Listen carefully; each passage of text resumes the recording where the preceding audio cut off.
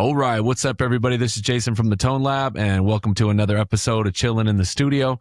And today we've got another super special guest, Jeff Kahn. How you doing, man? Good. Thanks for having me. Yeah, thanks for coming on. And as always, I missed you last time, Tony, but you're on. You're back with us. My co-host, Tony Engel. What's going on, man? How you doing? What's up, man? Great to be back. All right. What's up, Jeff? Well, how you doing, Tony? I'm good, man. Great to see you. It's been a long time. Here, I'm trying to adjust my screen so it's not blocking your face, Tony. Sorry. Yeah, don't block his face. But so Jeff Kahn, Skeleton of God, Hideous Corpse, 1990, old school Colorado death metal grindcore kind of royalty, man. I know everybody I know has got a Skeleton of God or Hideous Corpse story. So how you been doing, man? Not bad. Just moved back to Colorado, so enjoying it here. And yeah, same old. Yeah. Where were you at? I was living out in Portland, Oregon. So actually, I moved up to Seattle in 2012. I lived there and in Tacoma for about 5-6 years. And then I lived in Portland for about 6 years and then moved back last year. Oh, how'd you like it out there? It's great. It's beautiful.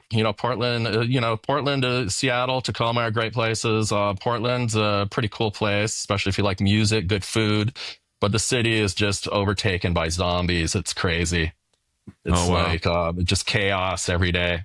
So I got kind of sick of it. I needed a respite from it. So I moved back here just to get some peace and quiet. Moved to Denver for peace and quiet. I live in Boulder. Yeah. Oh, that's right. That's right. Yeah. At least you used to in the past in Nederland, right?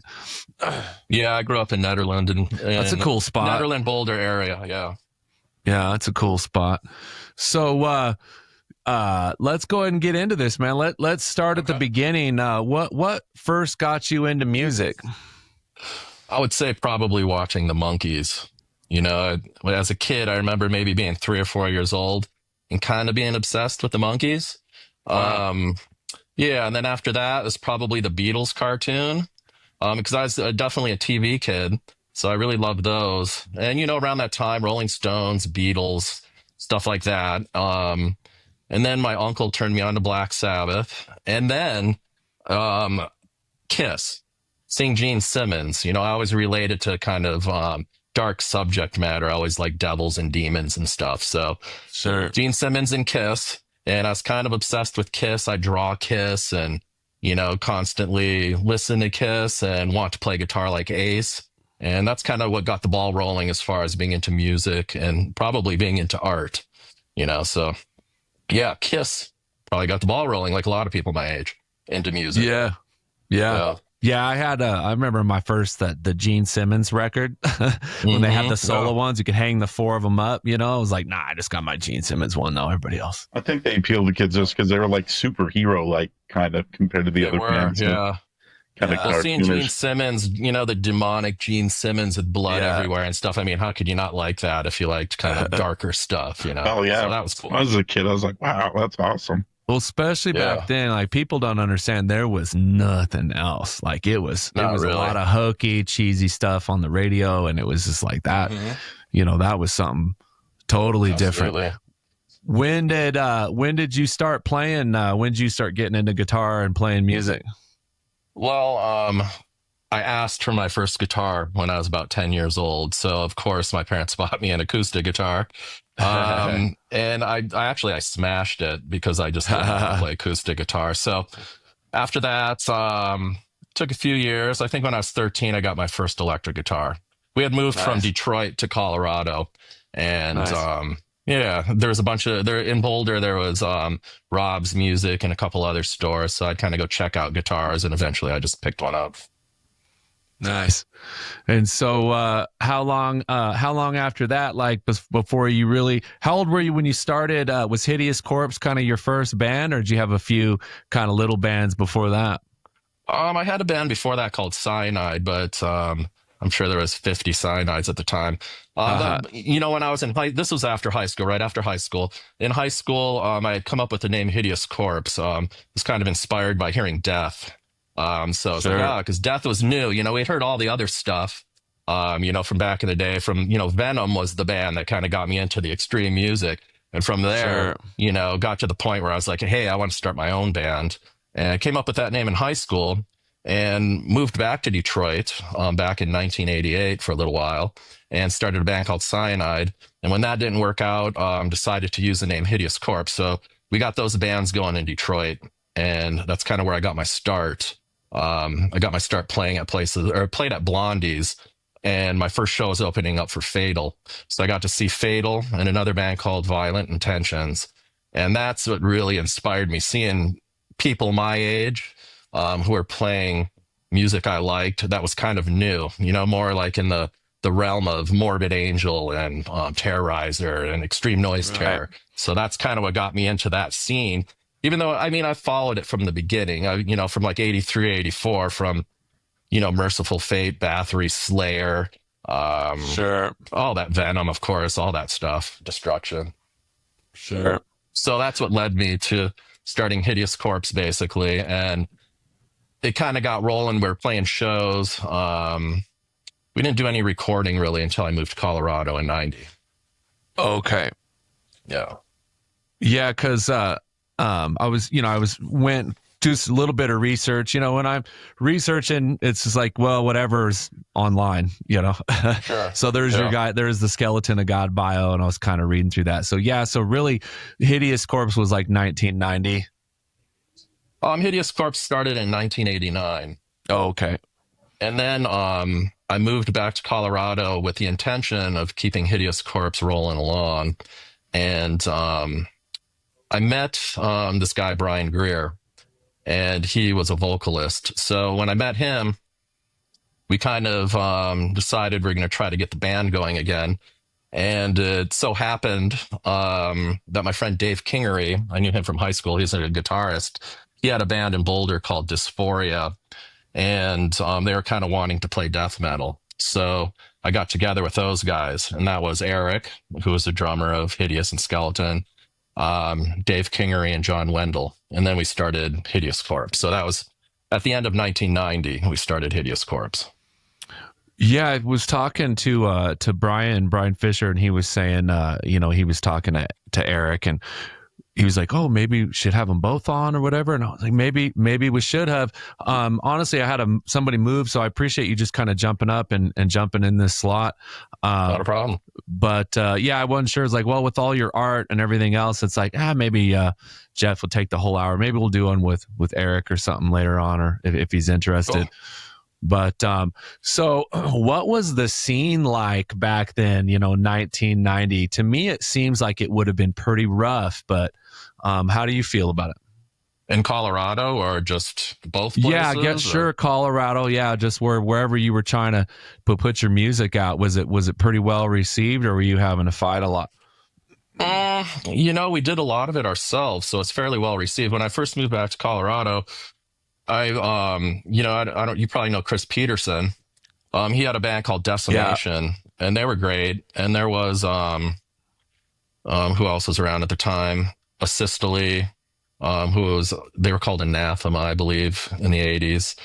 So there was kind of a scene. Like Decimation was more like they would fit well on Earache back in the day. They're kind of like heavy grind, but there really wasn't any true death metal. I think Denver at the time was still a crossover town. It had a lot of thrash death, Sure. So bands that sounded kind of like Darth Vader's Church, or like fusions of thrash metal with maybe a little bit of death or a little bit of Creator, that kind of stuff. So the intent was to start just a true death metal band. And that's kind of what we were doing with Hideous Corpse. Like, let's just play real death metal, no thrash really, if possible. Right. And there's always a little bit of thrash in death metal, but that was the idea. We were inspired by all those bands that I was talking about from Detroit. And then Deicide had come out, Cannibal had come out, Morbid Angel, of course. All those bands were out there, so kind of were following that path a little bit.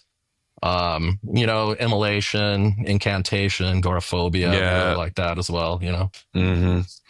Yeah, I think everybody's was down with some Incantation back in the day. It was pretty cool stuff. So that time is kind of a blur for me, and I was a kid, you know. But I know when I first moved to Denver, I think Hideous, you guys were playing some shows in the Denver area, right? I feel like I seen you guys live, maybe the Gothic or something, or I don't remember. He's But never played at the Gothic. okay, Getting back to the original, I kind of veered off a little bit. We played a lot of shows at like halls. You know, we didn't really have a hard time getting shows or playing. We were always able to set up shows. We played quite a few. We played in Boulder a lot because our practice space was in a pretty big house. So we'd have parties there a lot. cool.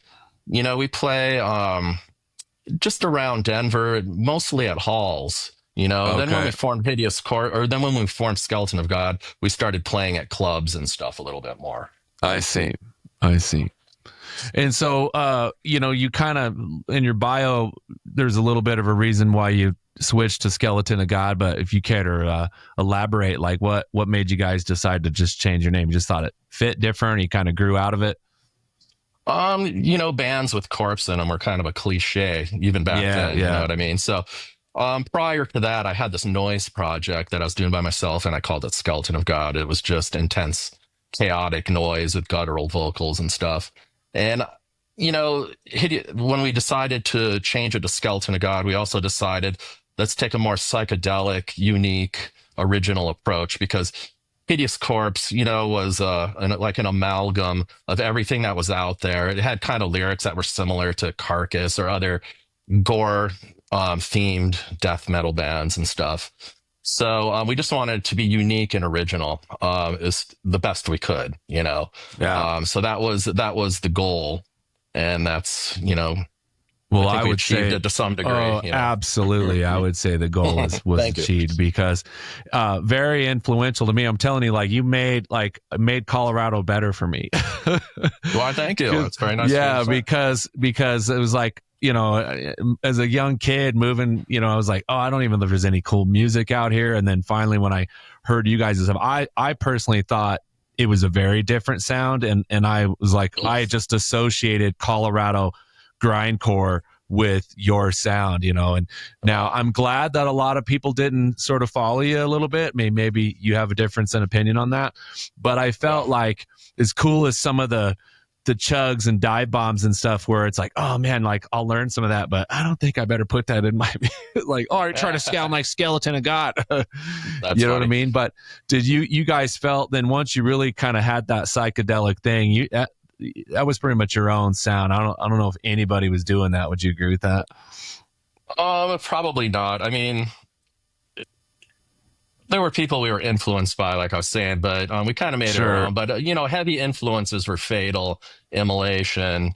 You know, we all like psychedelic music from the 60s and 70s. You know, like all my favorite musicians are from the 60s and 70s, up to, you know, especially up to that point where we had Skeleton of God. I mean, I liked like David Gilmour as much as I like Trey Azagthoth, or, you know, Chuck Schuldiner and Tony Iommi, all those guys. It was all very influential, you know.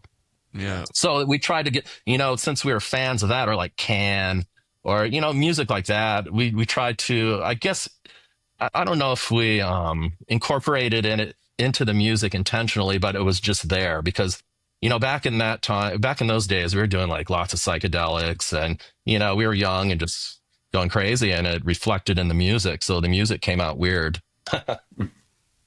Yeah. I mean, I'm like, oh man, this would be cool to like play little clips of music or this and that. But nowadays, you know, the copyright stuff will hammer this if I put it on YouTube or whatever. And then not to mention, you know, that those copyrights are yours. But so, you know, it's like, for those who haven't heard Skeleton of God, like, you need to stop what you're doing and go listen to it. Because when you want to talk about just classic old school, I don't know, grindcore death metal, it definitely had its thing. And yeah, I don't know how long you guys were up on Spotify, but it might even be Brian, somebody's like, yo dude, like this is up there. And I like listen to both those albums. I bought that last one where you did I don't know, when did that come out? Was that your second? So yeah, with all that, you guys only put out two? Yeah, we put one out in 2008, and then this record label called Everlasting Spew out of Italy, they put it out again in 2016. So yeah, that was just those two. That's it. Yeah. And so what, why, I suppose, did you do other bands, or did you just, kind of more go into stay doing artwork, or just Well, I've didn't always work out? made artwork. That's art and music's always been there in my life since I was a little kid. My mom, always stressed, my parents, not just my mom, my parents always stressed reading and being creative. So I've been doing that since I was young. Um, you know, um, what was the question again? Like why Skeleton didn't work out, basically? Well, yeah. Why it's kind of as sick as it was. There's only the two albums. Did you guys just had a falling out and decided not to keep going with it, or? Kinda. I think after playing together for a while, and maybe even taking into account the direction that death metal was heading back then. I think in about '94. I'd heard Heartwork the year before and I was just disappointed. I was like, and it just seemed like everything that I liked was going down a shitty path. Like, to me, death metal was failing, and I already had an interest in playing, I really love Cathedral and Godflesh and Sleep and stuff like that. So my interest was waning a little bit. I mean, death metal's always in my heart. That's just the trajectory, of the music from being a kid and playing intense stuff. Sure. But I think at that time, we were partying too much and we weren't getting along here and there, just petty things, and I had the opportunity to move to Arizona. So I was like, you know what, I'm just going to take off and leave and, go back to school. I kind of wanted to finish school. So I went back to school in Tucson, and studied art. So that's kind of what I wanted to do. And I felt good at the time. I was just like, you know what, I'm kind of done with this because it seems like there's no reason to do it almost, Yeah. And I didn't necessarily want to play something else. So when I was down there, I was still, even though I always had a notion that I wanted to play fast, intense death metal music, but I just never found the people to play it with. I met a couple people here and there, but it just never seemed to work out. Probably more my issue than, my willingness to, get back into doing it regularly. But yeah, I think it just broke up because I think we were all getting a little bored, and we weren't not getting along. We had our issues with each other, like anybody does in a band, but we didn't hate each other or anything, Yeah. And and I know Joel. I heard you talk about Exit 13. Joel was actually in Exit 13. Then he was in Skeleton of God. Yeah, he had a band going called Seed Smoker with our buddy Sam and with Eric and stuff. So there's other things going on. And then Eric eventually took over Napalm Records here in America. So he was busy doing that. So I'd come back once in a while and jam with Eric or hang out and do that kind of stuff. But the band itself, we were kind of like, you know what? We're just kind of done. Unfortunately, I do regret it a little bit. Well, it was such a cool, but sometimes that's how the best shit is. It's like, it comes out, you get a taste, and then, life goes on, So Absolutely. Were there any other Denver bands, in that time that maybe you felt the line with? Like I was trying to kind of go back through that era. It's like maybe LOD, like was LOD around back then? Yeah, I saw LOD open up for Slayer once. I saw LOD in the 80s, late 80s. Andy Pfeiffer was another cool dude that'd be worth interviewing. He's been in a lot of cool bands. He's in LOD, Term Bar, Nicaraguan Death Squad, of course. There was LOD, like when I got back to Denver in '90, there was Decimation. There was Asystole with Tom Clennon and Mike McFarlane. There was Dismembered Fetus, of course. There was a bunch of bands like Sepulchral Minds, Bereavement, Cremation, Leonard's band, which, formed into Cephalic Carnage. They were kind of around at the same time we were. I think they may have formed when Hideous Corpse was around, and they were kind of like thrash crossover death metal too. And then when they formed Cephalic Carnage, I think they became more full on death metal.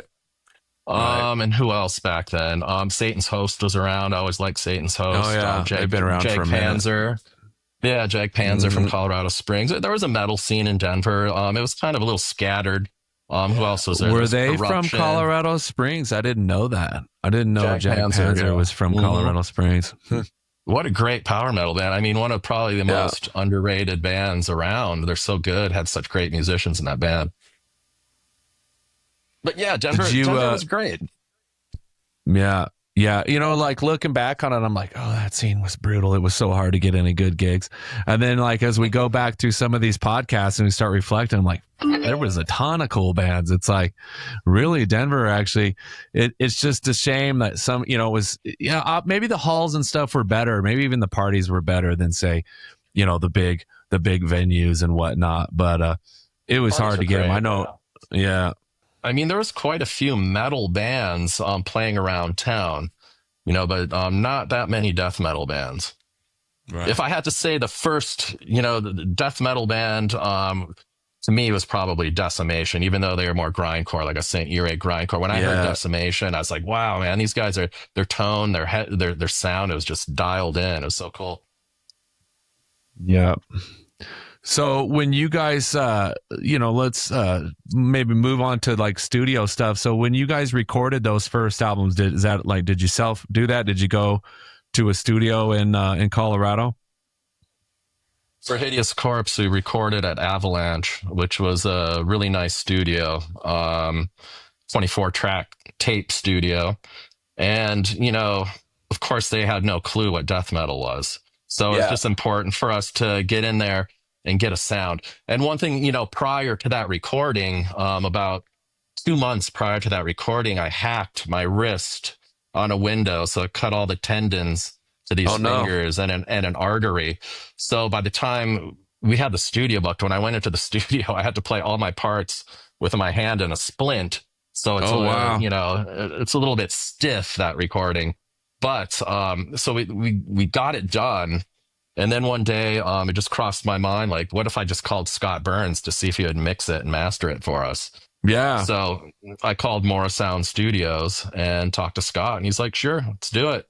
So I couldn't go because of my injury. So Dave and Eric went down there.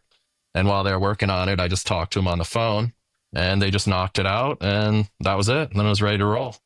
Wow. So that is a true story. Cool. That's a cool true story. Yeah. I was like, is this just internet lies or is it legit?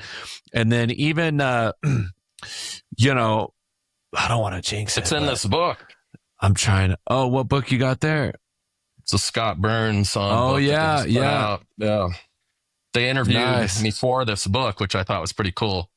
I went down, you know, in between, you know, moving to Arizona, then coming back to Denver, I moved to Florida, and I was living with George from Cannibal Corpse. He had just recorded Vile, and my buddy Brian Greer again. So we all lived in this house in Tampa. And in this book, there's a picture of me with Scott Burns. So I got to meet him in person finally when I went down there. So that was cool. Nice. But yeah, we had a summer of debauchery living down there. Yeah, it was. It's a fun spot, nice and warm. Yeah, fingers crossed. I'm trying to get him on the podcast. Who, George? Scott, and Scott. We'll see. But and then I know that he was saying because he's been on some stuff lately, and I seen a thing where he was saying, you know, he doesn't want to just give love to all the big bands. He wanted to give love to all the little bands too. And then his whole bio, he's got Hideous Corpse demo on there. And so that's really cool. And the fact that you can, you know, check that off. So I guess that answers that question as far as were you guys self-producing. And so then on the next one, what did you guys wind up doing? We recorded that at Time Capsule Studios. That was Time Capsule. Okay, I had it here. Was it at Time Capsule? And I was like, I'll let him say it was Time Capsule. Time Capsule was a cool studio. Like, I can't remember why we chose Time Capsule. I don't think there weren't any heavy bands that had recorded there prior to us, except for some local bands, I guess, throw in the grunge category, who are actually really good. Like a local band called Grimace and another local band called The Fluid. So we knew that they were professional there, and we knew they had a tape machine. We wanted to do it on tape. So, yeah, we Tape, booked some reel time to and knocked reel. it out. Yeah, like 2 inch, or I can't remember what it was at Time. It was different than Avalanche. I think Time Capsule was half-inch tape, maybe. I don't even think it was 1 inch tape. So I know Tony's first band, Pugilist, recorded at Time Capsule too. Yeah, I remember those guys, John I think, Panagoulis. Yeah, that just came in a little bit later. But what was the atmosphere in those sessions? So you're in these kind of studios that have never really done your kind of music, and I know my first CD was the same way. I mean, it was Rudy's studio with why am I drawing a blank? Where you at, Tony? Are you back? What was our guy's name? Sorry, bro, I freaking drawing a blank, but no death metal at the time, and so it was kind of this process of trying to get like what we had in our heads to focus with these engineers. So how was that at Time Capsule? Were you guys able? Was it chaotic, or were you able to get what you wanted out of it? No, Kirby was pretty smart and receptive. He understood what we were going for.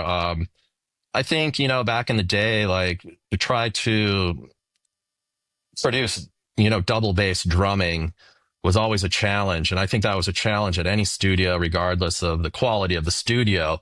And especially, when the engineers had no clue, is like you said, it's just like,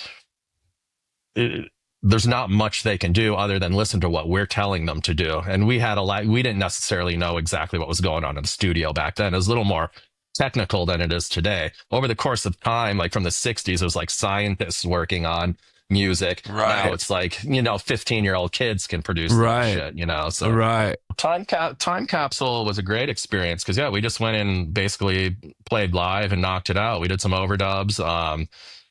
Joel played the organ at the end. That wasn't a sample. It was just a great experience. We were like pretty tight, at the time. We were definitely prepared to do it. And just a really great experience. Kirby was great. And I think after that, a handful of bands started getting heavier bands in that studio. So it was just awesome. Yeah, that was a good experience. For sure. How was your experience at Time Capsule, Tony? Did you like it? Yeah, it was interesting just because it was basically my first time recording. So, right. And it was the way it was set up was kind of crazy because they had this giant, almost like a hangar. It was like a big ass barn or attachment to the house. It was humongous.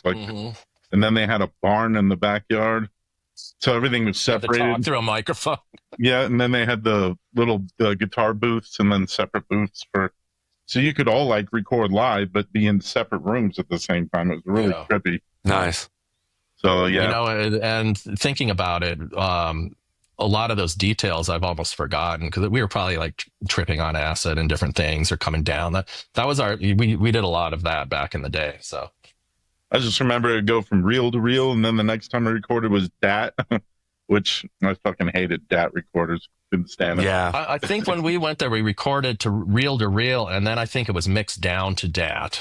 Yeah. I think is okay. Does that sound proper? It does. Yeah. Brian brought that up on a previous episode where he's like, I think it was done really real, but then digitally basically brought in off the tape. I know. I just went to this estate sale, and the dude was super into music, and he had like 4 of these vintage reel to reels, like the Tech and all these different ones. And the person selling them, he's like, $1,000 plus. And I'm like, oh man, I'll give you $500 right now. Like even if I just set it there and it collected dust, just looked at it. It's like, no, he had all the tapes. It's like, actually, no, I would be all over that. But yeah. And so with all that said, and then was Time Capsule your last album that was at Time Capsule? Mm-hmm. We just did the one there. Yeah. Yeah. And then I thought maybe we changed gears into like sculpture and art because the internet was saying some weird things about you as far as like the different types of sculpture you're in, but you are a sculptor. You do a lot of that, or where are you at these days? I have been over the course of my life. Yeah. That's what I got my bachelor's degree in 3D art, basically. Okay. 3D studio is what it was called. But yeah, with a concentration on casting bronze And so I did that for many years. And, I did some of my own. After I got out of school, I worked at a foundry up in Sandy, Oregon. Awesome. And that kind of got old after a while. It's heavy, dirty work. And then, I make sculptures and I'll cast things kind of on a smaller scale. But for many years, I was also doing steel fabrication. So me and a friend, we would build out restaurants or bars with sculptural stuff. So, I've always made paintings, always worked on sculpture, not quite as much as painting. And, done a lot of graphic design and stuff like that too. And drawing, as I get older, it kind of, I'm doing it less for other people and more for myself. So, yeah. There you go. But you do great album covers, man. Thank you.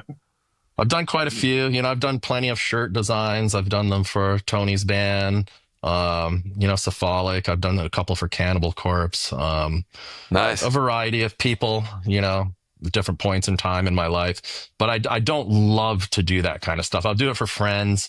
But in general, I don't enjoy doing that stuff for other people as much. Oh, I see. Makes sense. It's like when it becomes a job, right? Yes. What's that, Tony? Oh, I was like, no, that makes perfect sense to me. Because it's kind of a chore at that point. That's where I get with. That's where I get with recording, because like once I said, well, the band's not going on the road, so I'm gonna hang it up, and then I kind of got into recording, and then with Brian and a few other guys, and we started recording bands, and I don't know if I'm wired for that, man. Well, it's what I learned is I can't record everybody that brings me money. It's like, and then especially if I haven't done any pre-production or I've never heard them before, then I have to go, I go through this process of how I'm presented a band. It's like, okay, well, we start with drums and a scratch track. And then by the time the guitars come in and the vocals come in, by the time we're to the end, I'm like, oh my God, I hate it. I'd come upstairs and my wife is like, why are you blue? And it's just like, all, 10 to 12 hours a day. And, but there are, when the bands are good, it's like, it doesn't even matter kind of what you do. The band's good. You know what I mean? It's like, it's like whether it's, Primus, it's like, I don't think it matters how you mix Primus. It's going to sound good. Yeah. So would you say you're a sculptor first and musician second, or are they the same, just different channels, different energy? Like the same, different channels, same energy is what they are, like, my mom was a doll maker, and my mom was always crafty and artistic. So since the time I was a baby, was making art, just given the opportunity to be creative. And then playing guitar, kind of just same path, same ideas, manifested a little bit differently, the same motivations, but whether it's making a sculpture or writing a song or making a logo or any of that, I try to be fulfilled, I guess. I enjoy doing it because it makes me happy. Like you were saying, when it becomes a job, it doesn't even matter about the money or anything. It's just when it becomes a job, it's not, what's the word I'm looking for? It doesn't resonate. It's not proper. There's something, I don't want to call it fake, but it's kind of a bummer to do things. A lot of the time you get stuck in a situation where people will say, hey, I love your artwork, do whatever you want. And then you do whatever you want, and then it doesn't fly, and then there's hard feelings, and it's just a weird situation, stuff like that. I think over the course of time, especially doing graphic design, I'll just call it, illustrations, stuff like that. Just got really burnt out on doing that because it seemed like I was always doing illustrations for other people. When it came to doing illustrations for myself, the work would be strong, and people would see that. But sometimes working with other people, I feel like the work wouldn't be as strong, and kind of defeating or depressing, when the product's here and you're like, not really into it. Yeah, I went to art school with Panagoulis. We both went to Rocky Mountain for a while. I went there for a while. Yeah, I wound up dropping out though and got into painting cars. But for a long time I was doing custom airbrushing and stuff like that. And it's the same premise whether you're doing art in general or doing tattoos or whatever, it's like if you find, I always say, find an artist and then just let them go. Like give them a rough outline and then don't say a word, let them do their art. But it's never that way. It's like, no, I want her like riding a dragon with the fro. And it's just like, I had this dream and they're trying to, it's like, no, I need you to move. It's like, and it takes all of it out of me. I'm just like, man, now I'm like punching a clock and running an airbrush. It's like, I don't digging ditches than making art for people. They think it's like a romantic notion that being an artist is fulfilling completely. It is if you're making art and people are just buying it from you. Like somebody sees your art, sees a painting hanging somewhere and buys it. That's cool. But, not to say, it makes me sound almost ungrateful. I appreciate anyone that I've done artwork for, having the faith in my ability and trusting me to make artwork for them. I've been doing it for a long time, and now that I'm an old man, I just don't find it fulfilling anymore. So I just really don't offer my services to anyone anymore. But what I do is, I'll make things available, or, I don't post a lot on like Facebook or Instagram or anything, but I will put some stuff up there so people can check it out. And some of it's available, that kind of stuff. I think art music's the same thing, where you kind of have to be in the mood to do it. Like the second somebody's telling you, I want this, like, no, this is something I do when I'm spontaneously in the mood to do it, not just kind of forced. Oh, absolutely. With music, it's very much like that. I can't do it unless I'm in the mood to do it. I can force myself to do it sometimes, like if I have to work on a recording project or something, but I just have a hard time doing it if I'm not motivated. I guess anyone would say the same thing, but sometimes you're forced to do things and it's just like almost defeating in a way, Yeah. Yeah, it's been like that for us on our recording project we're doing right now. And it's like, with the internet and everything and the way we're doing, it's really weird. It takes, you just wish we were a band in the rehearsal spot, drinking beer, throwing riffs at each other, you know what I mean? Absolutely. And it's just, but this way of like emailing stuff back and forth, and I'll have all these ideas in my head and I'll be ready to go and I'll sit down and I'll turn on my stuff and it's like, must update all of your drivers, and it's like, well, there went that. And it's like, by the time I get the computer working, it's like, I don't even know what freaking riff I had going. Like I'm over it. Shut it all off. I want a sandwich. I want a riff. So I guess we already talked about it though, as far as the album art and the Nicaraguan Death Squad and how that you just basically went over that process. I was like, how is it different than sculpting? But it's fun when you want it to be, but when it becomes a job, it kind of takes it out of you a little bit. Those guys are great. Been friends with those guys for a long time, so it's fun working with them. And it's only been a couple instances which have soured me. And like I said, I have less time to spend on projects like that if I'm doing other things in life. So generally, if I have other situations going on, whether, I'm working for someone or working on a business of my own, that kind of stuff, it gives me far less time. But I always appreciate it when somebody asks. And sometimes I'll do it. And in the future, I'll probably do it a time or two again, I think it was really cool art on that. It's definitely iconic.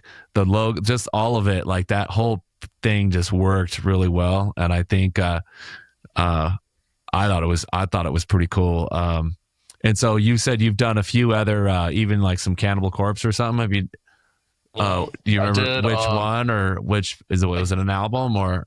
No, it was a t-shirt design. I did a t-shirt that was 5 nails through the neck, so it has like this skinny guy standing there with a hammer and a head with nails in its neck.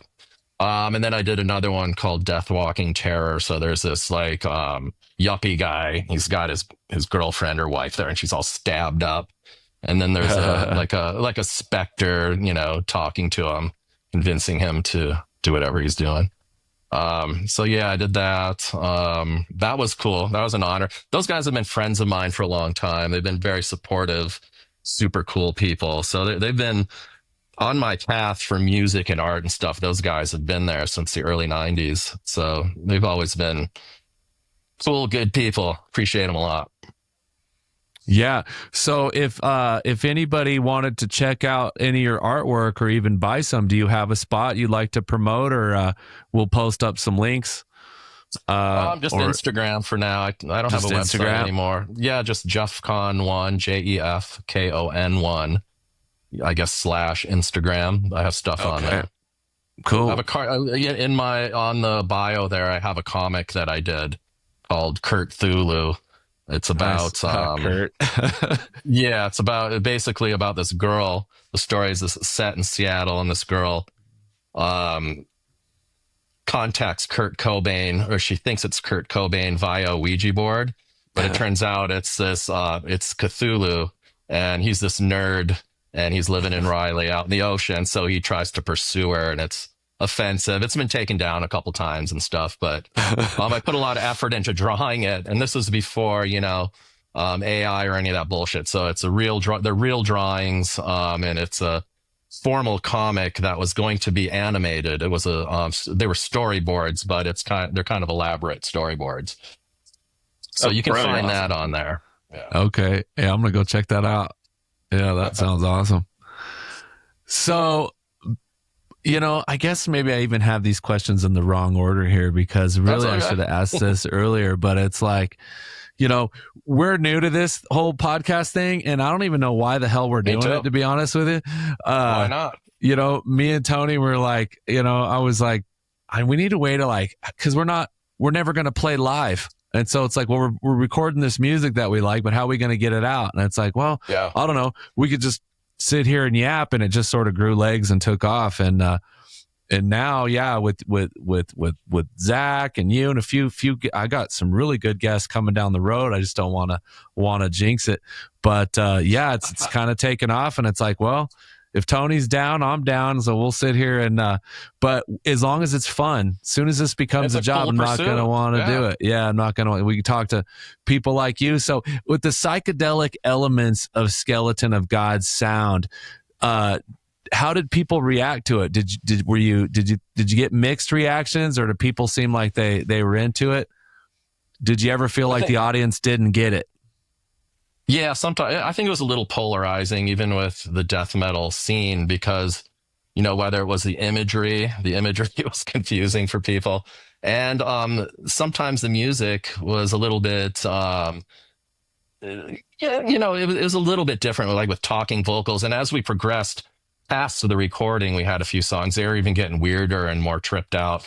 So, we played to a lot of different audiences back then. Like in Colorado back in the early 90s, everybody was into grunge and punk rock. It was like a city trying to be like Seattle.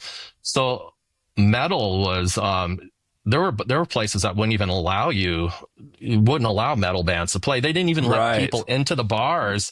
If you look like you're a metal guy, they're biased against metal dudes because, grunge apparently killed metal, but it killed like Bon Jovi or Firehouse or Kicks, or bands like that weren't really metal. So people didn't really understand that either. So we'd play weird shows. Like one of them are, like you had mentioned about some of our favorite shows and stuff. And one of them, we were playing at CU, and I can't remember the name of the bar in the student center there. It's slipping my mind right now.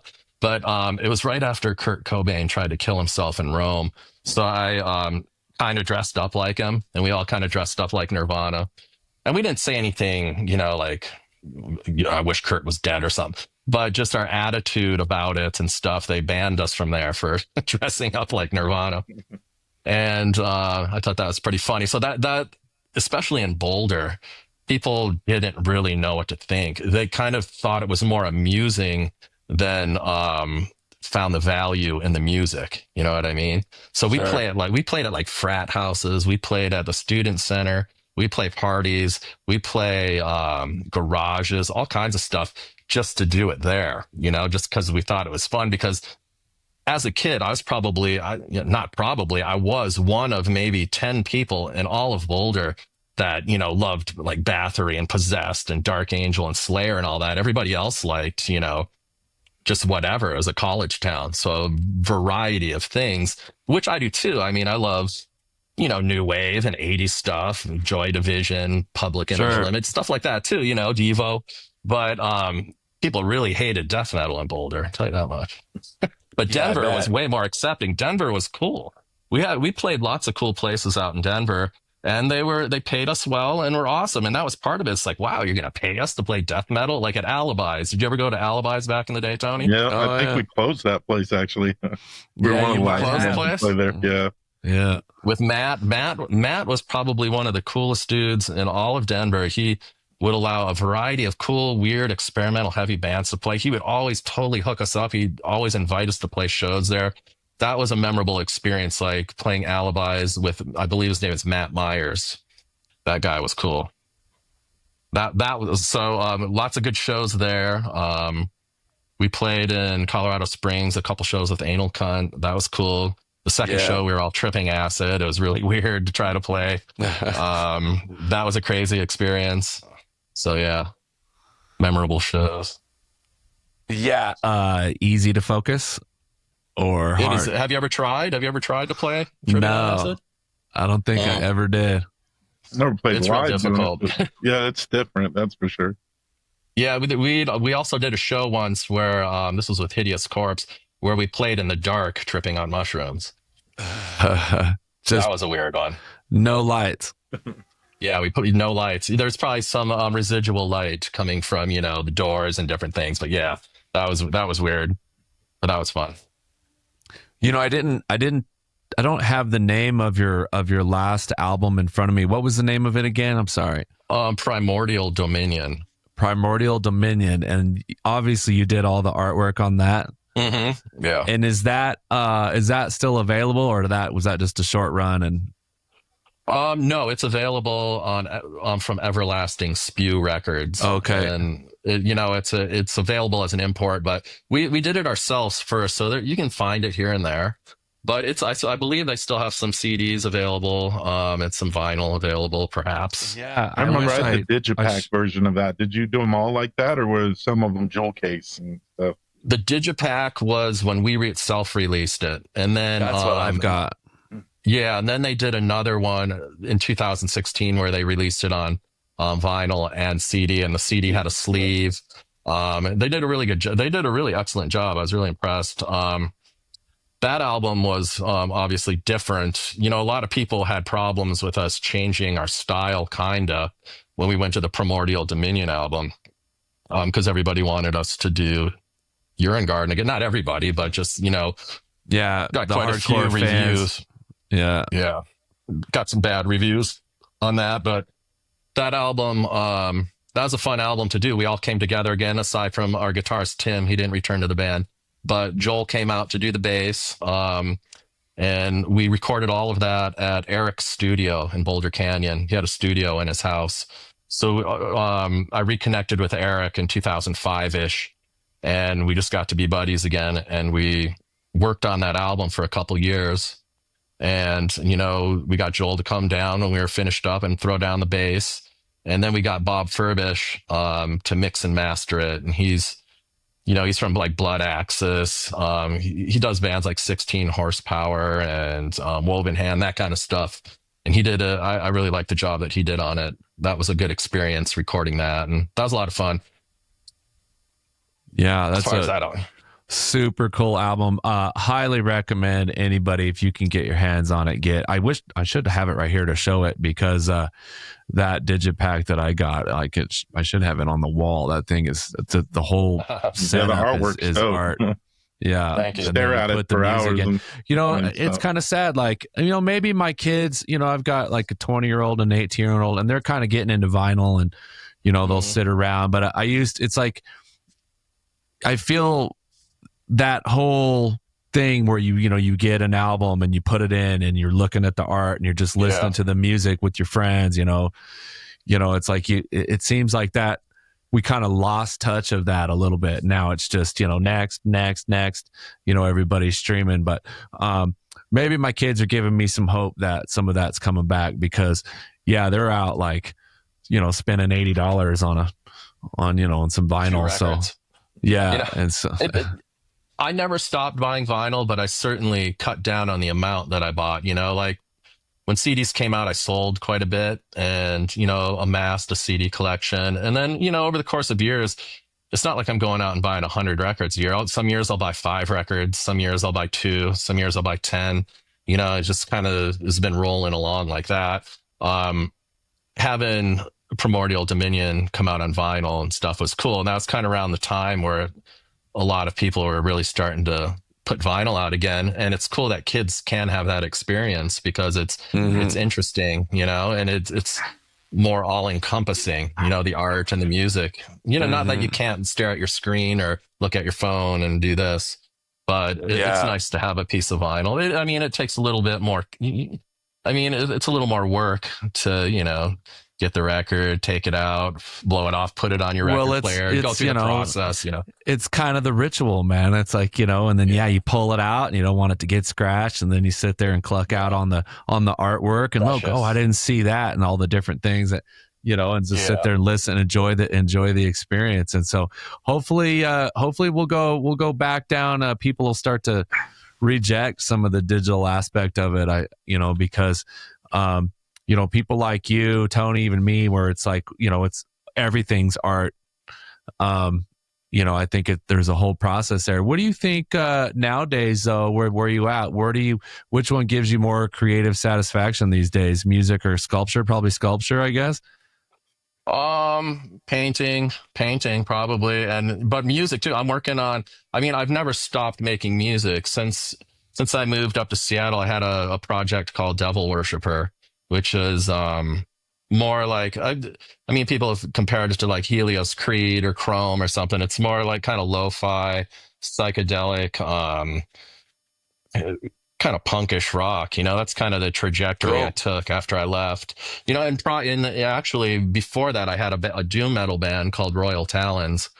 Also, that we were doing that from 2010 to 2012. God, it seems like it was longer than that. But I had that band. So when Skeleton of God, we did the Primordial Dominion, and then I did a record with Steve Goldberg in his studio. The band was Royal Talons.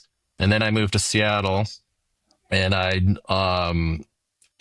started a band called Devil Worshipper. I actually had a band called Public Hair, and that was more punk. And then it morphed into Devil Worshipper. And that was put out by a record label called Holy Mountain Records. And that's, if you're familiar with Sleep, their bass player Al had a band called Ohm on there. Still does, I guess. So I did Devil Worshipper for many years. I even had Alex Webster play on a track on the last thing that I did, which was cool. That's really cool. After that, I moved back here. Devil Worshipper was pretty much going the whole time I was in the Pacific Northwest. So I never really stopped working on music, and art has always almost come secondary to music. You know, it's just always something. I do art almost more for comfort, for myself. I mean, I've amassed a lot of paintings and sculptures and graphic design, tons of shit that I've just kind of done for myself. And sometimes it appears, you know, like that cartoon, like the Cthulhu, or you might see a sculpture here or there. You know, I might post something on Instagram, but it's just stuff. I just do it, you know, whether I tell people about it or post it, it's just going to get done. That's how I focus. That's how I keep the gears turning in my head. And always will. That's what I've always done. It's the comfort zone where shit gets done. Yeah. Hell yeah. Well, we're basically to the end here. I've got a couple of questions left, but you kind of ran through most of that. Really, where I was going to say, is there a theme or thread that runs through everything you do? Creativity. What's that word? I will say creatively. Creatively. Thank you. I will say this. When I was really young, and this goes it's in line kind of like me saying I was inspired by the Monkees or this or that. When I was a kid, I was looking through it was either my mother's or grandmother's Bible, and I saw this illustration of Jesus standing overlooking Jerusalem, and the devil, there's this really amazing looking devil standing next to him, tempting him. And that made an impression on me that I think has followed me through my whole life. Like there's I've always liked the dark side of music and art and this and that. There's always that dark realm I've had an interest in. And that's kind of been it's not always emphasized, but it's kind of present, you know, in the music and in the art. And that's what probably pushed me into enjoying Kiss or, you know, or Bathory or Venom or Possessed or Morbid Angel, any of that stuff. It went hand in hand. And that's what has been the impetus for the art and stuff, you know, the dark, weird, psychedelic art. It kind of, I think the origin in an ironic kind of way is from the Bible, you know, so, which I think is odd. And that's kind of followed me through my life. And the whole psychedelic thing had a lot to do with, you know, I think it had a lot to do with living in Boulder, actually. Living in Boulder, Netherlands. It's just part of the culture here. So once you kind of open your mind to that stuff, and, you know, I was never living in a ditch as a drug addict, but it always inspired me to some degree. Even like the Primordial Dominion album, that whole album is just about, I took a Salvia Divinorum trip, and it was a really long trip, but it inspired that album. So that whole album is about that Salvia Divinorum trip. And that, you know, that happened in Boulder too. It's just like, so Boulder's had a lot to do with it. And it seems whenever I come back here, I'm inspired to write heavier music like death metal or, you know, whatever it is. Like right now I'm working on a new Skeleton of God album. So that's what's awesome. Next. Yeah, that was my next question. So you're official, and is that going to be with Eric and the boys, or? Well, unfortunately, 10 years ago, Joel died. So rest in peace, Joel. He is a good dude. You know, Eric and I haven't talked that much over the last few years. We have a kind of a contentious relationship, but he's a brother, you know, so I will be in touch with him soon. But I just needed to come back and focus. And I wrote some songs. And, you know, Eric hasn't played drums for a long time. So I have this buddy, his name's Lee Fisher, and he plays in a band called Fawn Limbs. And he's just a sick drummer. So he's been collaborating with me to get this next project off the ground. So hopefully, you know, maybe by the end of the year, there'll be a new recording available. We'll see. Awesome. Can't wait to hear that. Awesome. Cool. Yeah, that would be sick.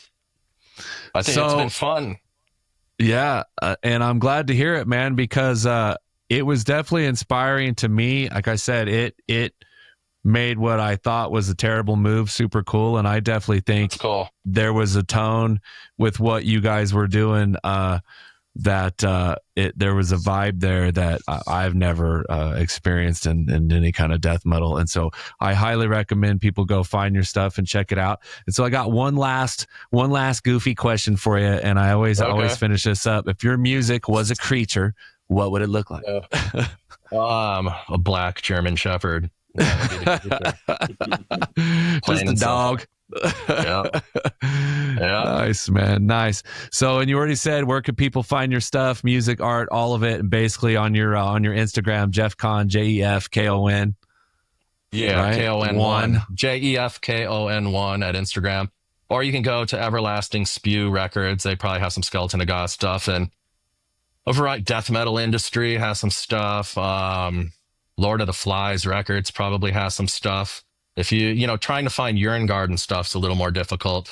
Primordial Dominion stuff, there's probably some out there. Or you can contact me. I have some of that stuff, not much Urine Garden stuff, though. I think there's another record label, I can't recall the name now, that has some Skeleton of God stuff. Urine Garden stuff. And some of that is on streaming too, I think, right? Yeah, I think it's all, you can find it all on YouTube. You can find it all maybe on Spotify, excuse me. It's not difficult to find. If you want to find it, you can definitely just go to YouTube and find whatever you need, I believe. All right, man. Well, hey, thanks, Jeff, for coming on, man. We appreciate it. Look forward to hearing some of your stuff soon. Thank you, everybody that stayed and watched till the end. We appreciate it. Don't forget to like, rate, and subscribe, all that crap. And we'll see you next time on the next one. Take care. Cool. Good to meet you. Nice to see you, Tony. Good to see you too, man.